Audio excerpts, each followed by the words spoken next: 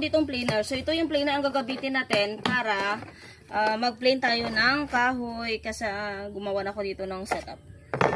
So, ito yung planer natin is nasa 800 watts. Gandaan dito is meron na siya sariling toolbox, and of course, pag nahirapan pa kayo sa paggamit is meron naman siya ditong user manual and then yung mga accessories niya.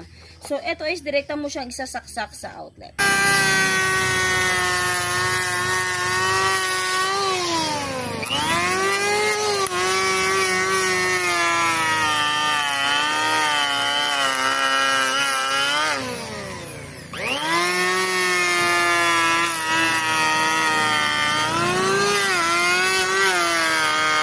Ang ganda gamitin. Sa mga naghanap ng planer dyan, ito, pwede nyo na itong i-consider. So, ilalagay ko yung link nito dyan sa Yellow Basket. Ang ganda.